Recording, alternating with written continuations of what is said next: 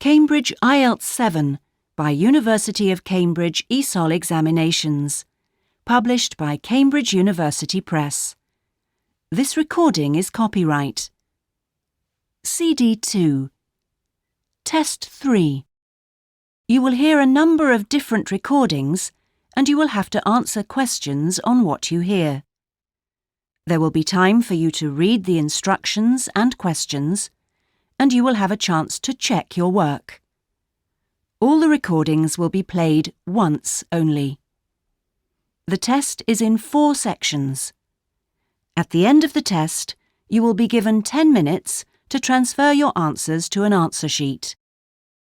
Now turn to Section 1.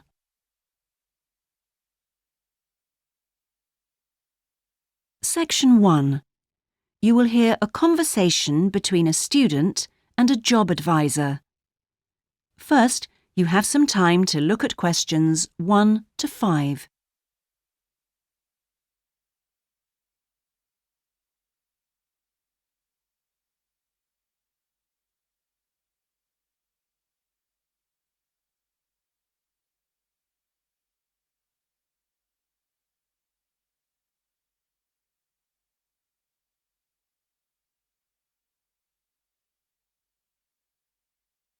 You will see that there is an example that has been done for you. On this occasion only, the conversation relating to this will be played first. Good morning. Oh, good morning. Is this, room number 26? Yes, that's right. So, is this the Student Job Centre? It certainly is. How can I help you? Well, actually, I'm looking for a job, a part-time job. Do you have anything available at the moment? The student is looking for a part-time job, so part-time has been written in the space. Now we shall begin. You should answer the questions as you listen, because you will not hear the recording a second time. Listen carefully and answer questions 1 to 5. Good morning. Oh, good morning. Is this, room number 26? Yes, that's right. So, is this the Student Job Centre? It certainly is. How can I help you? Well, actually, I'm looking for a job, a part-time job. Do you have anything available at the moment? Yes. Are you a registered student? I'm afraid this service is only available to full-time students. Yes, I am. I'm doing a degree in business studies. Here's my student card. Which year are you in? Well, I've been at uni for 4 years, but I'm in the 3rd year because I took last year off. Right. Well, let's just have a look at what positions are available at the moment. There's a job working at the reception desk at the sports centre for 3 evenings a week. That's Wednesdays, Thursdays and Fridays. Oh, that sounds like fun, but unfortunately I have evening lectures, so that's not possible, I'm afraid. Is there anything during the day?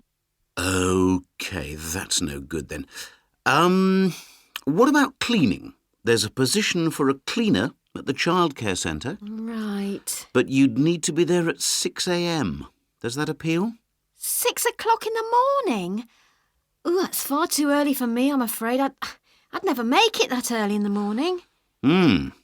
Well, there was a position going in the computer lab for 3 days a week that might be OK. Here it is. No, it's in the library, not the lab. Clerical assistant required. I think it mostly involves putting the books back on the shelves. Oh, no, hang on. It's for Wednesday and Friday evenings again. No, I can't manage that because of the lectures. OK, I'm getting the idea. Look, I'll just get a few details from you anyway, and then we can check through the list and see what comes up. Before you hear the rest of the conversation, you have some time to look at questions 6 to 10.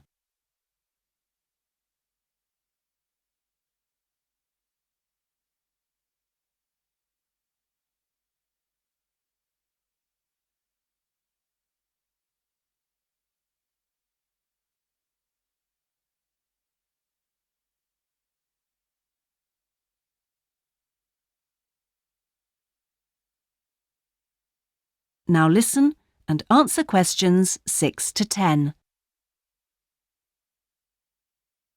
We'll fill in the personal details on this application form first, if that's okay. Yeah, that's fine. Now, what's your name again? Anita Newman. That's Newman. And your address, Anita? I'm in one of the halls of residence for postgraduate students. You know, International House. OK, that's easy. What's your room number there? Room B569. No, sorry, B659. I always get that wrong. I haven't been living there very long. Do you have any other skills? Typing, languages, that sort of thing? Well, I speak some Japanese. Right, I'll make a note of that. Now, let's see what else is available. What do you think of administrative work? There's a position for an office assistant at the English Language Centre. That sounds interesting. It's for 3 days a week, Monday, Friday and Saturday mornings. Interested? I was hoping to have Saturdays free, but I need the work, so... Can you tell me what the job involves? Yep, sure. It says here that you'll be required to deal with student inquiries and answer the phone. I'm sure I can handle all that without a problem. Great. Well, would you like me to arrange an interview for you? Say Friday morning around 10? Could we make it a bit later? Unfortunately, I've got something to do at 10. Would that be okay? Not a problem. How about 11:30? Hope it works out for you, Anita. Me too. And thanks for all your help. That is the end of section 1. You now have half a minute to check your answers.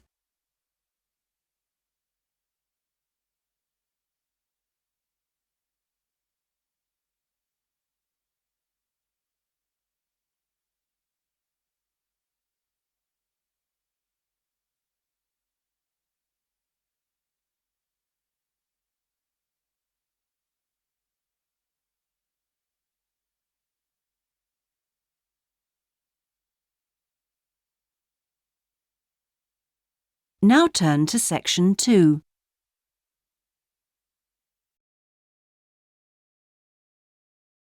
Section 2. You will hear a talk given by a group offering a walking holiday to raise money for charity.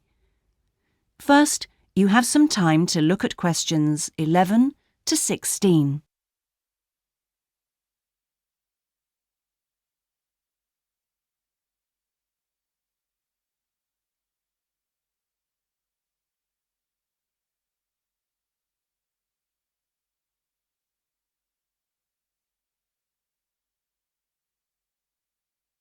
Now listen carefully and answer questions 11 to 16. Good morning.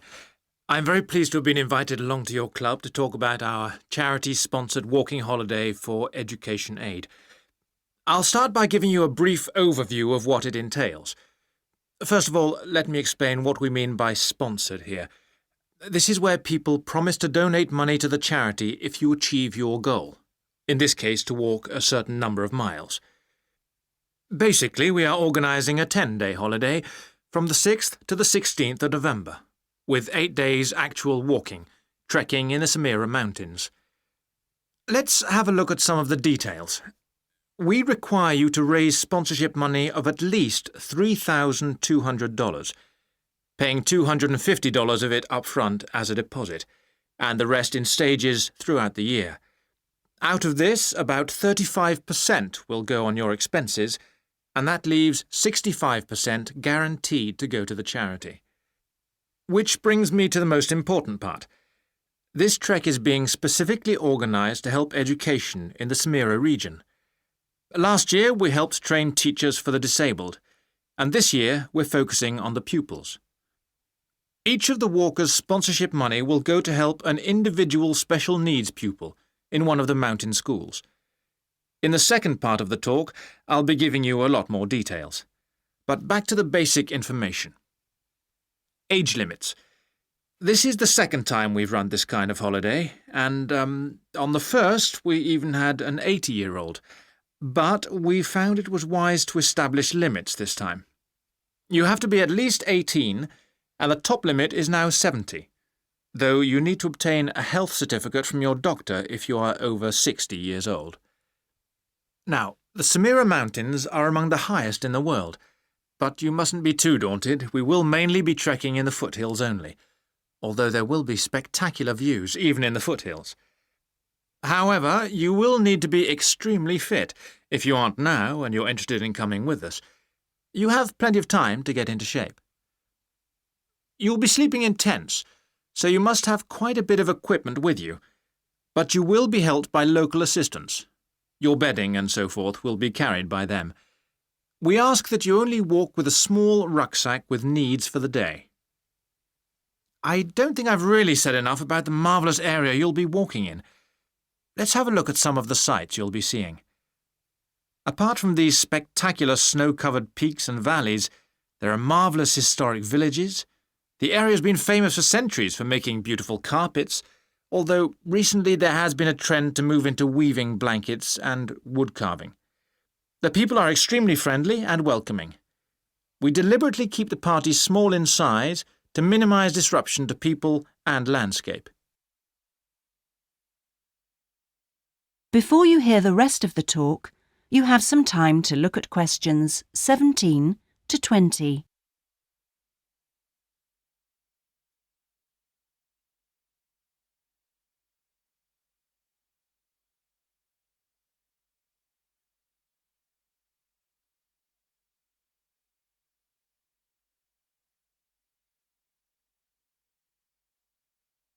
Now listen and answer questions 17 to 20.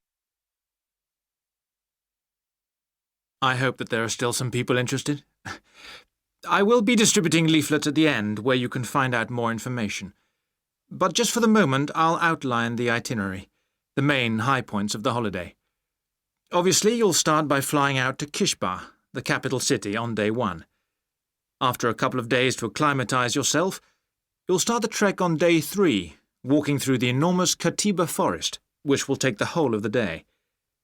Day 4 takes us higher up, going through the foothills, past a number of villages, and visiting a school for the disabled in Sohan. Then you have a rest day, that's day 5, before going to the spectacular Kumi Temple, with 12th century carvings, set in a small forest by a lake, and that's day 6, the highlight for many. We stay near there for day 7, because then comes the hardest day, walking through very mountainous country, but culminating in a swim in the Pate Falls. This is the highest waterfall in the region.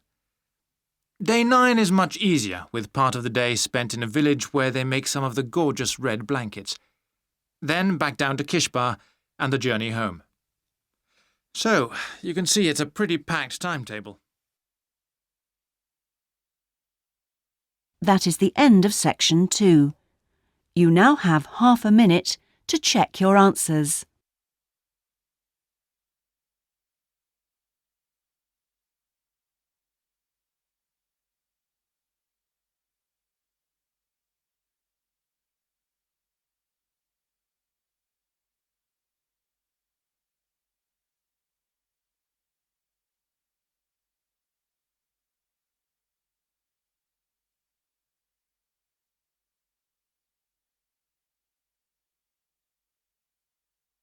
Now turn to section 3.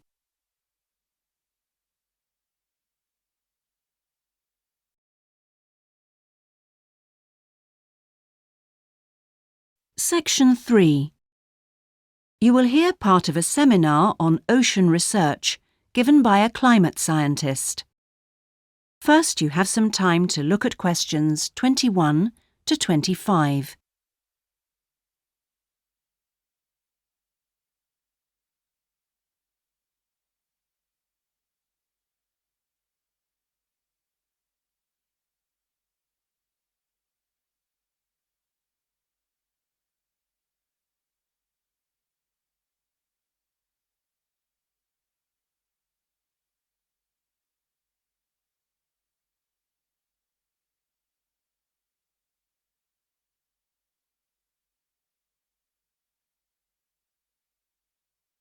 Now listen carefully and answer questions 21 to 25. thanks to all of you for coming along today to hear about how the Robotic Float project is helping with ocean research. Well, first of all, we'll look at what a robotic float does and its use.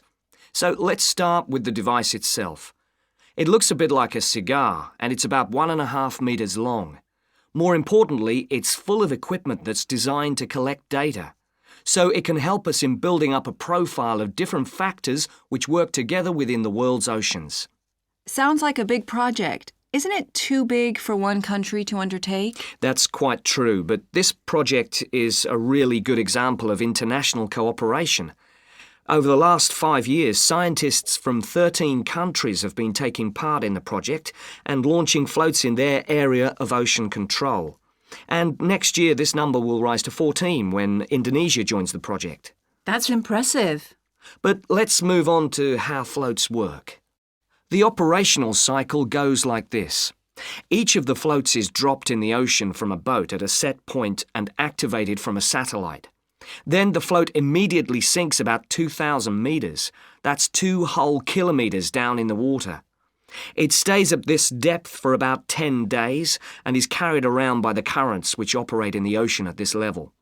During this time, it's possible for it to cover quite large distances, but the average is 50 kilometers.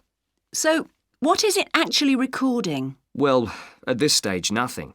But as it rises to the surface, it collects all sorts of data.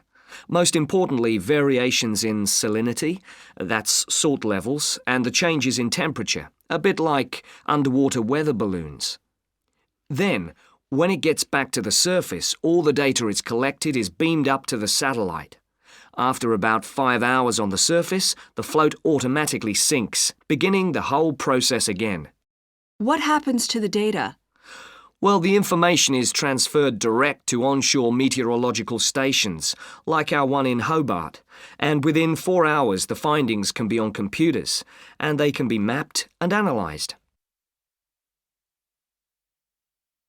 Before you hear the rest of the seminar, you have some time to look at questions 26 to 30.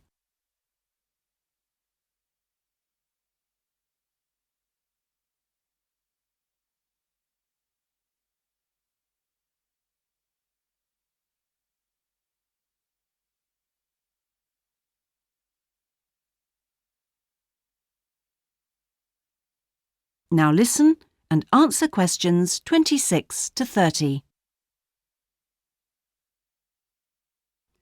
You say you're building models of the world's ocean systems, but how are they going to be used? And more importantly, when? Some of the data has already helped in completing projects. For example, our understanding of the underlying causes of El Niño events is being confirmed by float data. Another way we're using float data is to help us to understand the mechanics of climate change, like global warming and ozone depletion. That's part of an ongoing variability study, but the results are still a long way off. However, this is not the case with our ocean weather forecasting. Because we know from the floats what the prevailing weather conditions will be in certain parts of the ocean, we can advise the Navy on search and rescue missions. That's happening right now, and many yachtsmen owe their lives to the success of this project. In addition, the float data can help us to look at the biological implications of ocean processes. Would that help with preserving fish stocks? Yes, and advising governments on fisheries legislation. We're well on the way to completing a project on this. We hope it will help to bring about more sustainable fishing practices. We'll be seeing the results of that quite soon.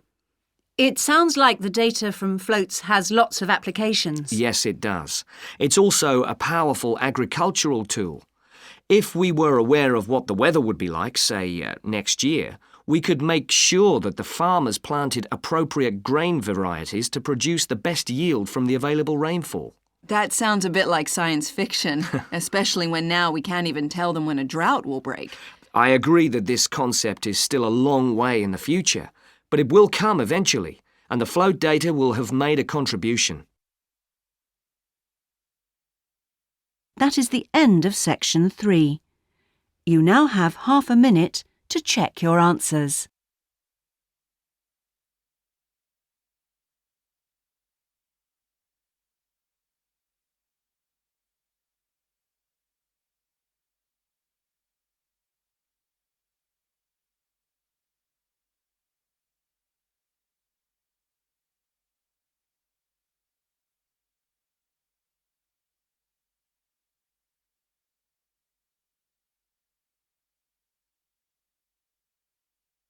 Now turn to Section 4.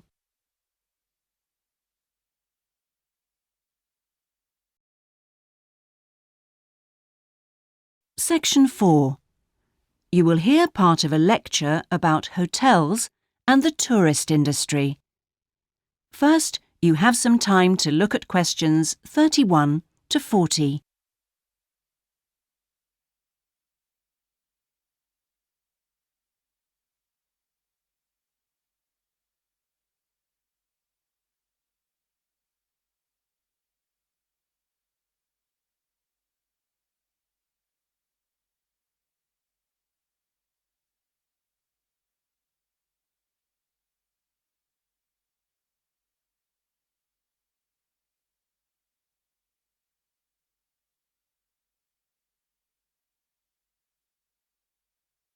Now listen carefully and answer questions 31 to 40.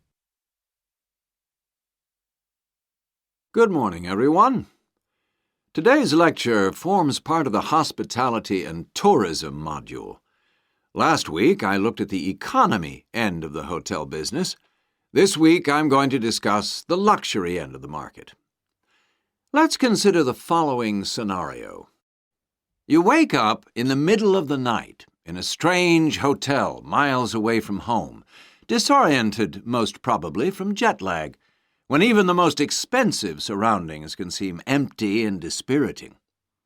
You have paid a great deal of money to stay in this first-class hotel with its contemporary technology, but according to recent research carried out by an international travel and public relations company, all is not well.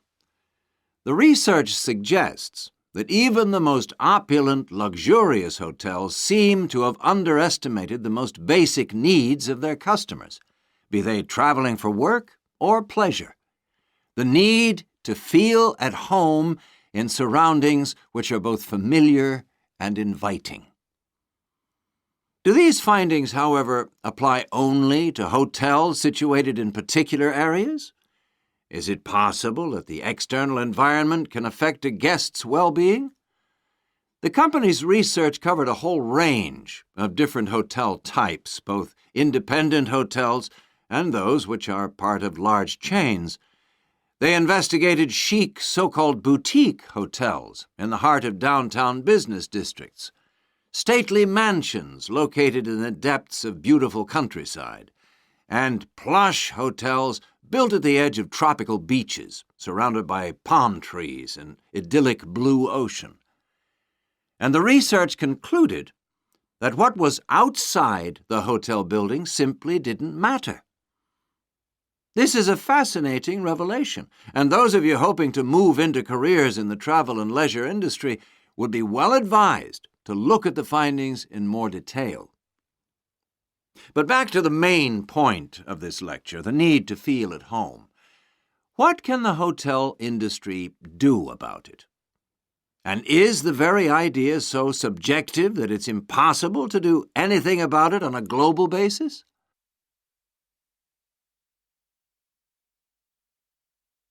However, nothing stands still in this world. One company has come up with the slogan, "Take your home with you," and aims to provide clients with luxury serviced apartments.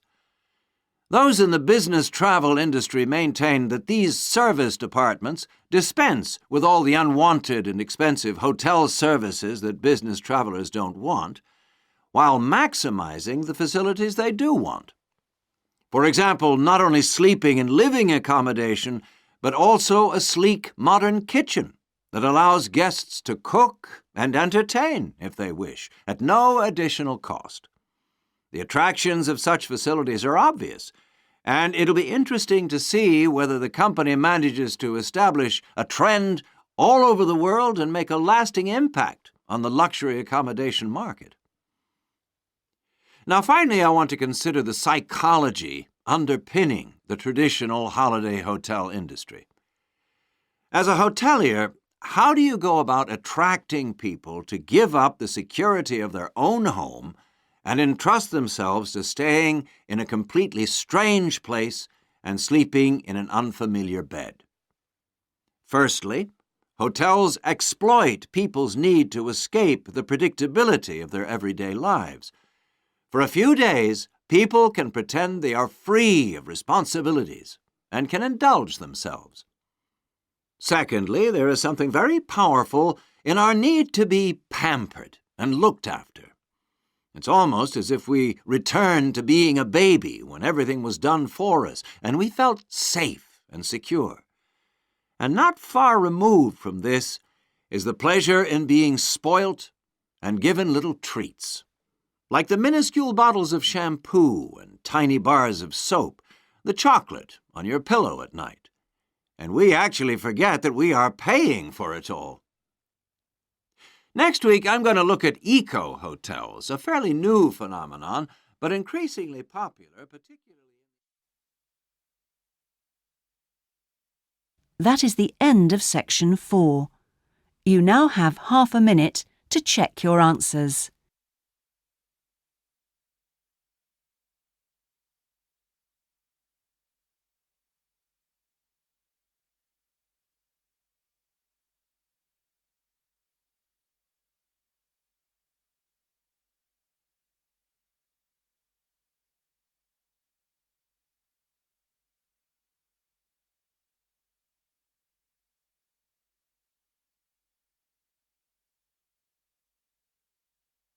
That is the end of the listening test. In the IELTS test, you would now have 10 minutes to transfer your answers to the listening answer sheet.